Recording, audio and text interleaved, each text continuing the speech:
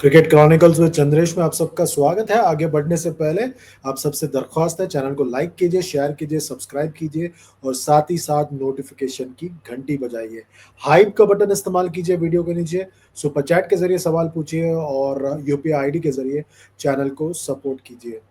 ये जो तस्वीर है आपके स्क्रीन पर वो है रोको यानी रोहित शर्मा और विराट कोहली। सबकी नजरें इन पर, क्योंकि पिछले 2 हफ्ते में जो हुआ है भारतीय क्रिकेट में, टेस्ट क्रिकेट में खास तौर पर, उसके बाद सबकी नजरें इन दोनों पर है कि ये कुछ आए, कुछ कमाल कर।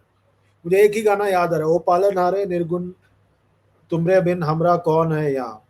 ये जो लगान पिक्चर का गाना था, लिरिक्स मेरा ठीक नहीं है, मैं गाना गा नहीं सकता, पर मुझे लग रहा है हम इन दोनों की तरफ, अब पालनहार की तरफ देख रहे हैं कि पालनहार आइए और हमारे क्रिकेट में कुछ खुशी के पल लाइए।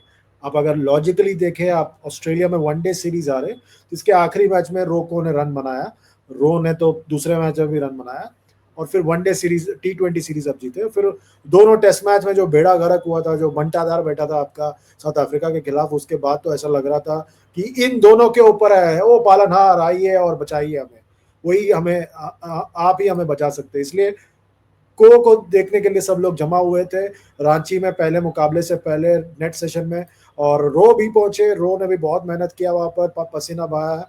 और ये दोनों मतलब काफी जो खिलाड़ी थे वो गए थे माही भाई के घर पे खाना खाने के लिए, जो रांची में ही रहते हैं। भोज हुआ उनके यहाँ पर डिनर, और सारे खिलाड़ी पहुंचे हुए थे। और एज एक्सपेक्टेड जो हमारे कोच साहब थे, गौतम गंभीर साहब, वो वहां पर नहीं पहुंचे, तो उसके चक्कर में काफी अटकलें लगाई गई। पर बाकी सब खिलाड़ी पहुंचे थे। हमारे कोच साहब जो है वो एक दिन देरी से पहुंचे, पर पहुंचे जरूर, और टीम के साथ नेट सेशन में जुड़ गए और प्लानिंग करना शुरू कर दिया है। आप सबको पता ही है कि इस सीरीज में जो कप्तान है भारत के, वो है के एल राहुल जो है वनडे क्रिकेट में विकेट कीपर के तौर पर किरदार निभाते हैं, तो उन पर सबकी नजरें होंगी।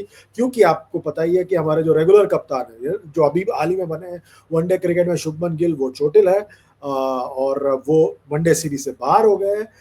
उसके अलावा जो उनके डेप्यूटी थे श्रेयस अय्यर, वो भी चोटिल है, वो भी बाहर है, वो तो शायद लंबे वक्त के लिए बाहर है। तो इसीलिए के राहुल पर ये टीकरा फोड़ा गया है, और इसीलिए जो है तिलक वर्मा पर सबकी नजरें, मुझे पता है कि ऋषभ पंत स्क्वाड में मौजूद है, पर तिलक वर्मा पर सबकी नजरें हैं कि वो क्या करेंगे, वो खेलेंगे नहीं खेलेंगे। ऋतुराज गायकवाड़ का भी समावेश किया गया है इस लाइनअप में, पर ऋतुराज गायकवाड़ कैसे खेलेंगे, क्योंकि टॉप ऑफ द ऑर्डर तो आपके पास यशस्वी जायसवाल का विकल्प इतने वक्त से मौजूद है, तो यशस्वी जायसवाल का पहला मौका बनता है। ऋतुराज गायकवाड़ है, पर वो क्यू में है, तो उनको थोड़ा इंतजार करना पड़ेगा। पर तिलक वर्मा, मेरे जब बात जहां तक माने, तो तिलक वर्मा का मौका मिलना चाहिए।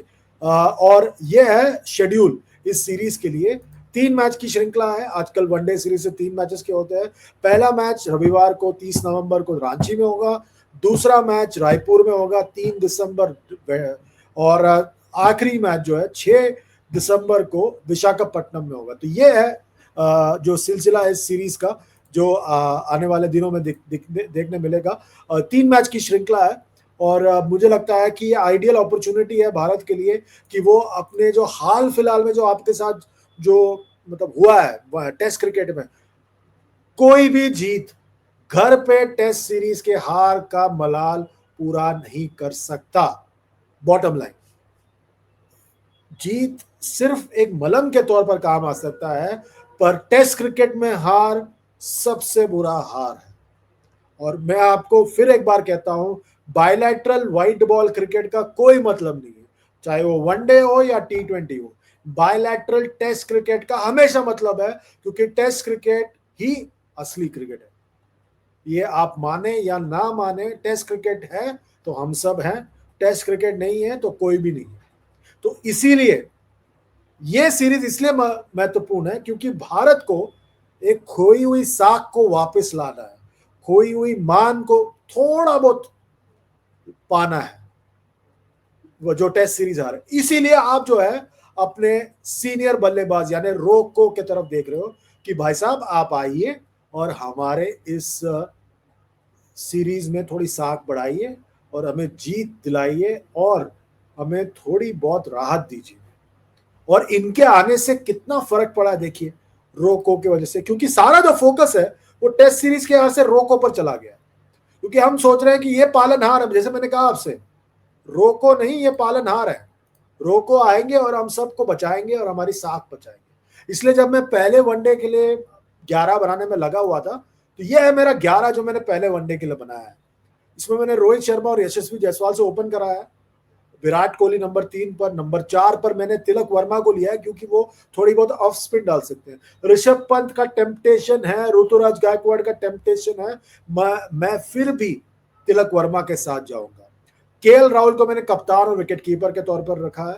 फिर ऑलराउंडर के तौर पर रविंद्र जाडेजा, वॉशिंगटन सुंदर, और उसके बाद आपके 4 गेंदबाज हर्षित राणा, कुलदीप यादव, प्रसिद्ध कृष्णा और अर्शदीप सिंह।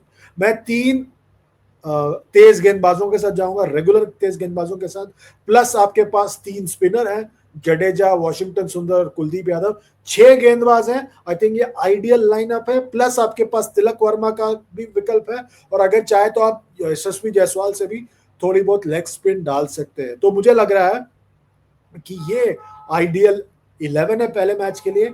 नीतीश कुमार रेड्डी को मैं पहले मैच में मौका नहीं दूंगा क्योंकि आपके पास पहले ही 2 ऑलराउंडर हैं, प्लस आपके पास जो है हर्षित राणा है जो बल्ला घुमा सकते हैं, तो नीतीश कुमार रेड्डी की वो जरूरत नहीं पड़ेगी।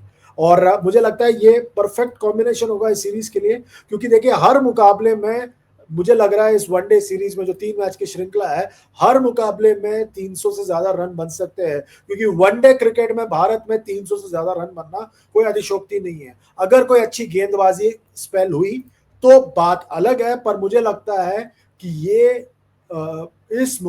इन मुकाबलों में आपको 6 गेंदबाजी विकल्प होना बहुत बहुत जरूरी है। और नंबर 7 तक अगर आपके पास वॉशिंगटन सुंदर का विकल्प है, प्लस आपके पास हर्षित और कुलदीप है जो बल्ला घुमा सकते हैं, तो ये काफी है मेरे ख्याल से। आई थिंक ये आइडियल लाइनअप है इस पहले मुकाबले के लिए। और ये मुझे लगता है कि आपको अच्छी शुरुआत देने में कामयाबी हो सकती है। और जहां तक साउथ अफ्रीका की बात है, ये उनकी लाइनअप स्क्वाड जो है उनके पास, बवुमा कप्तान है, ऑब्वियसली वो टेस्ट और ओडीआई के कप्तान है, कॉर्बिन बॉश भी है, मैथ्यू ब्रिट्सकी पर नजर रखिए, वो टेस्ट वनडे क्रिकेट में जबरदस्त परफॉर्म करते हैं। नांद्रे बर्गर भी है, लेफ्ट आर्म तेज गेंदबाज है, बहुत बढ़िया गेंदबाज है।